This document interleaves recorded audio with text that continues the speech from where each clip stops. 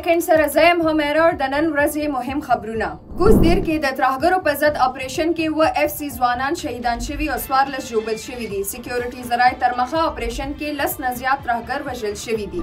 جنوبي وزیرستان علاقې اعظم ورسک کې ترهګرو په ضد سکیورټي فورسز لخوا اپریشن جاری دی. بلخوا د جنوبي وزیرستان توجی قبیلې سکیورټي فورسز سره ملاتړ اعلان کړی دی.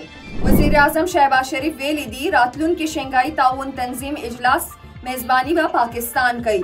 دوی ویلي دي چې غونډې لپاره به هر ممکن تیاری کولی شي.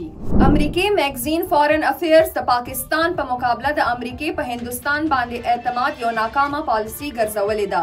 میگزین تر مخه هندستان هیڅ کله د امریکای د باور شراکتدار نه دی پاتې شوی خو پاکستان ډیر قابل اعتماد شراکتدار اوس امریکای ته پکار دی چې په پاکستان باندې باور وکړي او پاکستان سره تعلقات نور هم مضبوط کړي. د پنجاب د طرفه د وړو په بندیز او ذخیره اندوزی په وجه خیبر پختونخوا کې د وړو بحران روان دی او وړو په نرخونو کې اضافه شوې ده چې لوجه عوام سخت مشکلاتو سره مخ دي. پاکستان د انجینرانو د تربیت او کار صلاحیت زیاتولو لپاره د چین کمپنیو سره تاریخي معاهده کړې ده.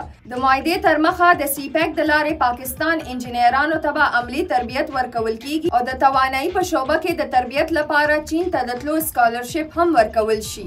حیات آباد میډیکل کمپلیکس کې د ډاکټرانو لخوا په 3 ورځ هم هړتال جاری دی چې لوجه او پی ډی په شمول ټول سرویسز بندي او مریضان له مشکلاتو سره مخ دي. دا تر دې د ما مهم خبرونه نورو خبرونو او معلوماتو لپاره سنو پښتونخوا سره اوسئ.